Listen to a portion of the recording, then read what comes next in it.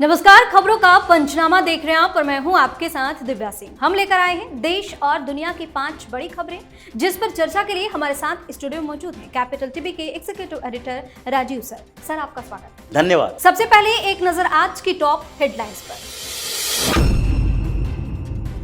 कोलकाता कांड मामले में सुप्रीम कोर्ट में सुनवाई। हड़ताल कर रहे डॉक्टरों को सुप्रीम कोर्ट ने ड्यूटी पर लौटने का दिया आदेश। जांच करने के लिए सीबीआई को मिला 1 हफ्ते का समय।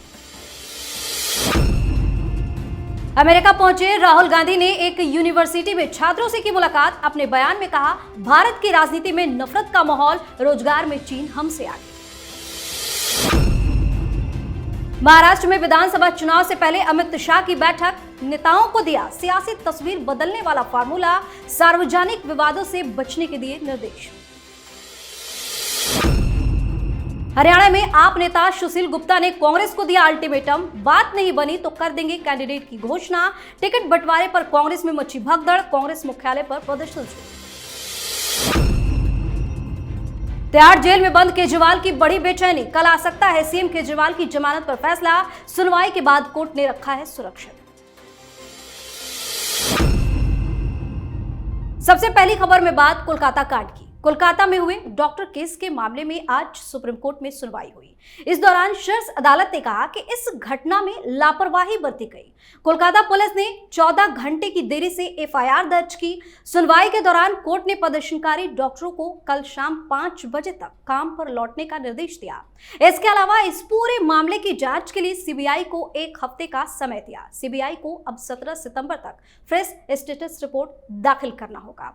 आज सुप्रीम कोर्ट में क्या हुआ कोलकाता कांड पर? देखिए, सुप्रीम कोर्ट के अंदर जो ममता बनर्जी ने किया, लेकिन सुप्रीम कोर्ट ने एक आदेश दिया कि कल 5 बजे तक सारे जूनियर डॉक्टर को, सीनियर डॉक्टर भी जो ड्यूटी पर नहीं हैं, वो उनको वापस लौटना है।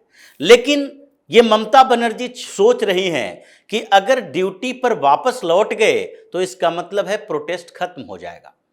ड्यूटी करने वाले क्या प्रोटेस्ट नहीं कर सकते? क्या ड्यूटी का समय 24 आवर्स है? क्या ड्यूटी 24/7 होता है? वीक ऑफ नहीं होता है?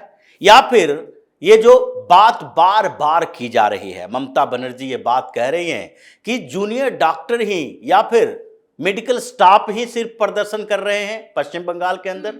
ये तो ममता बनर्जी की दूसरी बड़ी भूल है, क्योंकि प्रदर्शन करने वाले तो आम लोग हैं।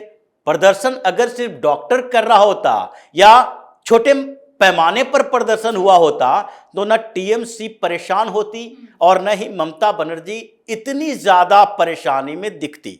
ये तो लोगों का प्रदर्शन है, वहां का जनता जो कह रही है कि अब ममता बनर्जी पर भरोसा नहीं है। सुप्रीम कोर्ट ने यह भी कहा कि सुप्रीम कोर्ट ने सीधे तौर पर कहा कि सीसीटीवी कैमरे लगवाओ, हॉस्पिटल्स की सुरक्षा की व्यवस्था करवाओ। ये सरकार की नाकामी है, क्योंकि सरकार के ऊपर से इन डॉक्टर्स का भरोसा उठ चुका है। ये सुरक्षित महसूस नहीं कर रहे।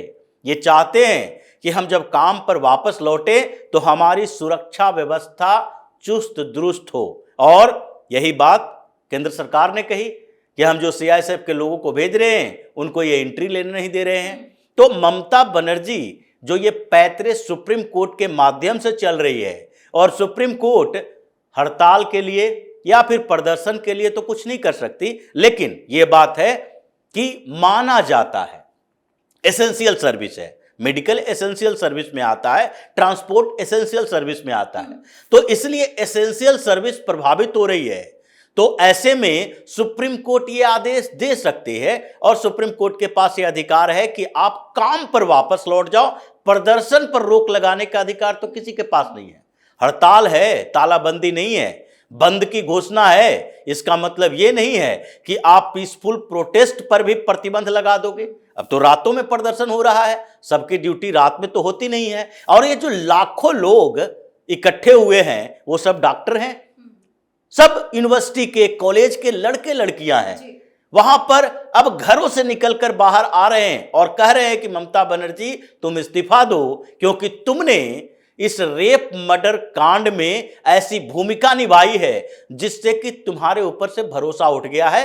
न कमिश्नर के खिलाफ कार्रवाई, न पुलिस के खिलाफ कार्रवाई, न उस प्रिंसिपल के खिलाफ कार्रवाई, सबको ढपने की कोशिश करती रही। और आज कह रही है कि हमने बड़ा इंसाफ का काम किया है। तो इसलिए प्रदर्शन नहीं रुकेगा, डॉक्टर काम पर वापस आ जाए तो भी ममता बनर्जी की समस्या वही रहेगी। और अभी तो आगे सीबीआई की कुछ और रिपोर्ट्स आने बाकी है, खुलासे होने बाकी है। उसके बाद तो टीएमसी के अंदर ही ऐसी भगदड़ मचेगी कि ममता बनर्जी को मजबूरी में इस्तीफा देना पड़ेगा। जी, इस खबर में बात कांग्रेस नेता राहुल गांधी की। नेता प्रतिपक्ष और रायबरेली सांसद राहुल गांधी अमेरिका दौरे पर हैं। वो सबसे पहले टेक्सास गए, जहां उन्होंने एक यूनिवर्सिटी में छात्रों से मुलाकात की। उनसे कई मुद्दों पर बातचीत हुई। उसी बातचीत के दौरान राहुल गांधी ने भारत में बढ़ती बेरोजगारी, चीन की उत्पादन शक्ति और नफरत वाली राजनीति पर बात की। वहीं कांग्रेस नेता सैम पित्रोदा ने मंच पर चढ़कर राहुल गांधी की तारीफों के पुल बांध दिए और कहा कि राहुल गांधी का एजेंडा कुछ बड़े मुद्दों को संबोधित करना है। मैं आपको बता दी कि वह पप्पू नहीं है, वह उच्च शिक्षित है, वह किसी भी विषय पर गहरी सोच रखने वाले रणनीतिकार हैं और कई बार उन्हें समझना बहुत मुश्किल होता है। एक तरफ तो इन्होंने देश के खिलाफ में कई तरह की बातें कही है राहुल, दूसरी तरफ सैम पित्रोदा मंच पे चढ़ गए अचानक से और इनकी तारीफों के पुल बांधी और ये भी बता दिया कि आखिर इनको पप्पू क्यों नहीं कहा जाना। ये तारीफ है। अगर कांग्रेस के लोग चाहते हैं कि सैम पित्रोदा ने राहुल गांधी की तारीफ की है तो कांग्रेस के लिए ऐसी तारीफ मुबारक हो, क्योंकि सैम पित्रोदा राहुल गांधी की पहचान करवाने के लिए कहने पर मजबूर हो गए कि ये पप्पू नहीं है। यही इनकी पहचान है कि ये पप्पू नहीं है, क्योंकि इनके ऊपर पप्पू का टैग लग चुका है। तो उस टैग को हटाएं कैसे? अब मंच पर चढ़कर अलग अलग जगहों पर कांग्रेस के नेता कह रहे हैं भाई राहुल गांधी पप्पू नहीं है, बड़े समझदार है। सैम पित्रोदा पहले भी कह चुके राहुल गांधी तो राजीव गांधी से भी ज्यादा बुद्धिमान है। तो राजीव गांधी से ज्यादा बुद्धिमान तो होंगे ही, हो सकता है, क्योंकि राजीव गांधी कितने बड़े बुद्धिमान थे ये तो उनके राजनीतिक कैरियर और पहले की बातों से पता चलता है। ये कंप्यूटर क्रांति और दूसरे टेक्नोलॉजी की बातें करना एक अलग बात है। भारतीय राजनीति में राजीव गांधी भी वैसे ही व्यक्ति थे जो जब चीनी के दाम बढ़ने की बात होती थी तो कहते थे गुड़ खा लो, क्योंकि उनको पता ही नहीं था कि गन्ने से गुड़ और गन्ने से चीनी यहाँ बनता है। ये अरब नहीं है जो खजूर से गुड़ बनेगा। तो इसलिए राहुल गांधी और राजीव गांधी में बहुत ज्यादा अंतर नहीं था, उनके भी आईक्यू लेवल ऐसा ही था। हाँ, यही बात थी, राजनीति में उनको भ्रमित किया गया। राजीव गांधी भी बाबरी मस्जिद के बारे में इतने कंफ्यूज थे कि बाबरी मस्जिद पर फैसला आए उससे पहले राम मंदिर का ताला इधर खुलवाओ। क्यों? क्योंकि शाहबानों के मसले में मुसलमानों के लिए काम किए हैं। सब लोगों ने मिलजुल कर ऐसा भ्रमित किया कि अगर इंदिरा गांधी की हत्या के बाद राजीव गांधी एक बार प्रधानमंत्री बन गए, दूसरी बार तो लोगों ने भगा दिया और फिर उनकी हत्या हो गई। अगर वो रहते तो आगे पता चलता कि वो राजनीति में कितने बड़े बुद्धिमान हैं, जैसे राहुल गांधी पर सवाल उठता है। लेकिन खैर, ये बुद्धिमत्ता की बात तो बात की है, लेकिन राहुल गांधी ने जो सवाल अमेरिका में जाकर उठाए हैं ये एक तरह से देश से गद्दारी है। आप देश की राजनीति में देश के अंदर क्या बोलते हो वो अलग बात है, आप बाहर में क्या बोलते हो वो अलग बात है, आप अपने परिवार के अंदर क्या चर्चा करते हो ये अलग बात होती है। लेकिन परिवार के बाहर अगर कोई व्यक्ति बाहरी लोगों के साथ जाके अपने परिवार की बुराई करता है तो ये परिवार के साथ गद्दारी है। वही बात राहुल गांधी की है। ये जो बातें कर रहे हैं जिस तरीके की, ये तो हिंदुस्तान को कमजोर करने वाली व्यवस्था है। चीन से तुलना इसलिए करेंगे क्योंकि चीन तो इनको पैसा देता है। तो इसलिए राहुल गांधी ये पूरे उस एजेंडे पर काम करते हैं कि कैसे भी इन 10 सालों के कार्यकाल के बारे में बताओ। मोदी आए तभी भारत जन्म लिया, उससे पहले 50 साल तक इन लोगों ने सरकार बनाई, सत्ता पर काबिज रहे। तो भारत ऐसा था, सोने की चिड़िया थी, और मोदी के आने के बाद लूट पिटा के इसकी अर्थव्यवस्था खत्म हो गई।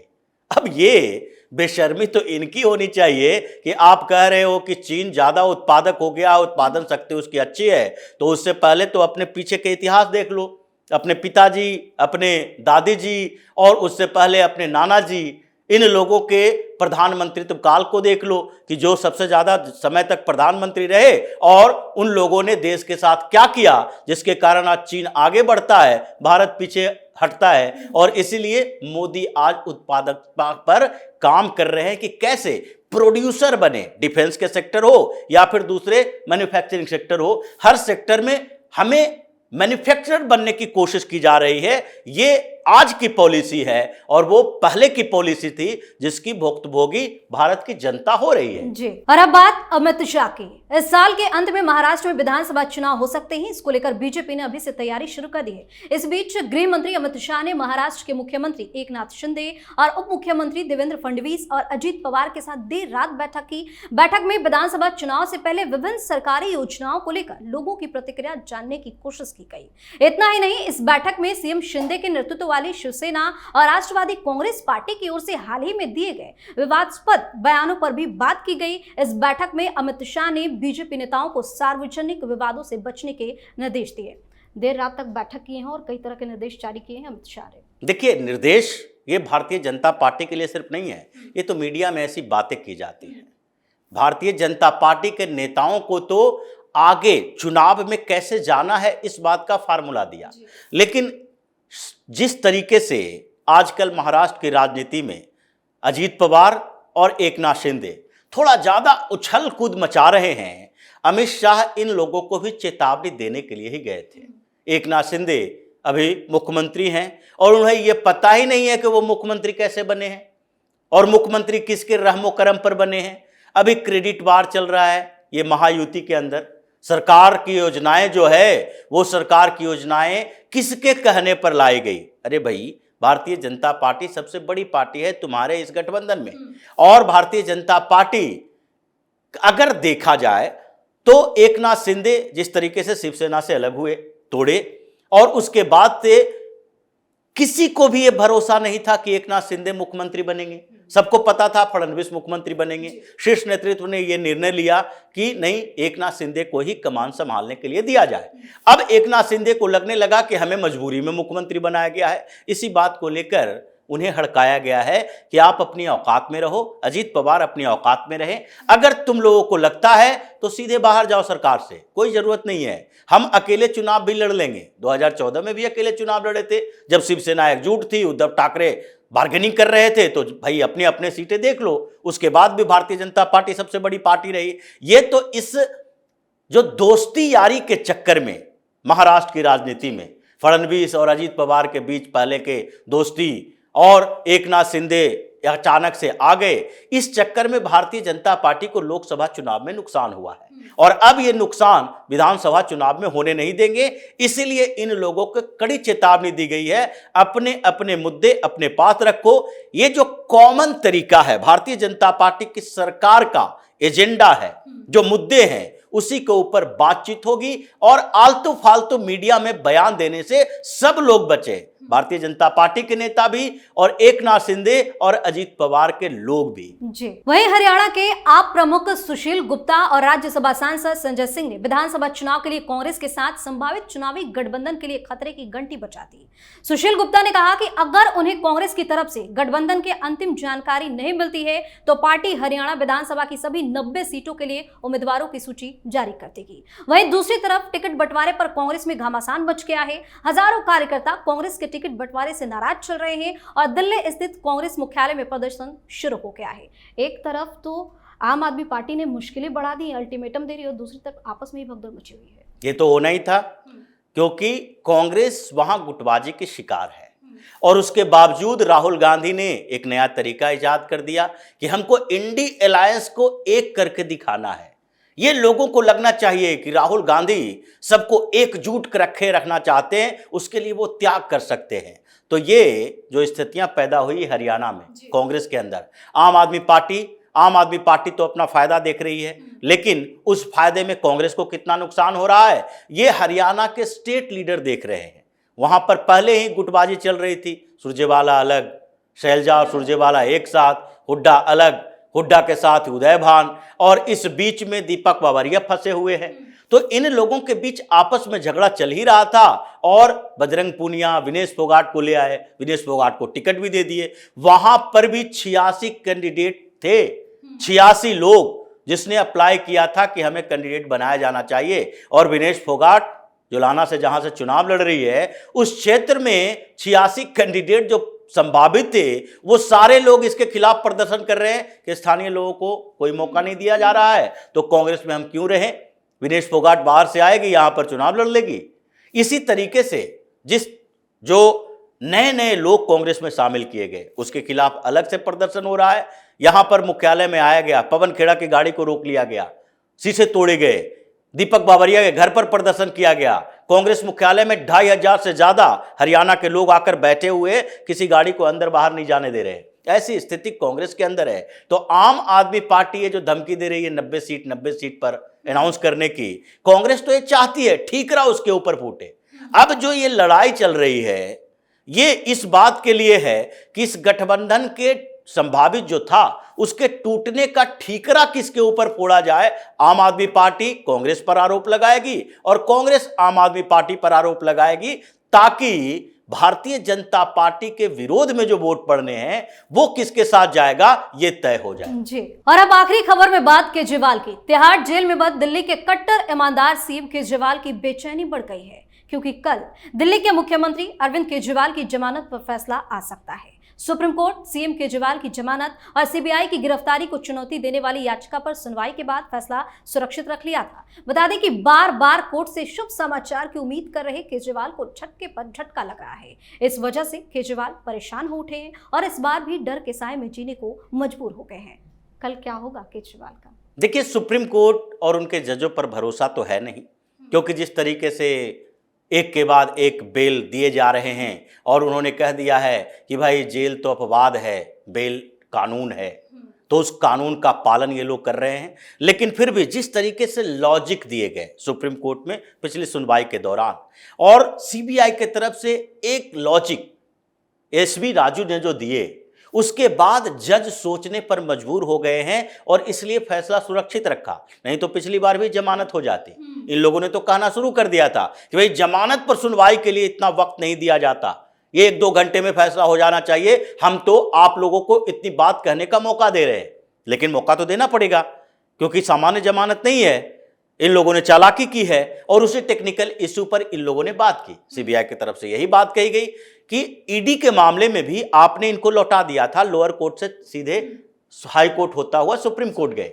अब इन्होंने क्या किया कि ये हाई कोर्ट में भी जब गए तो लीगलिटी पर सवाल उठाने गए और उसके बाद जमानत एक साथ दे दिए।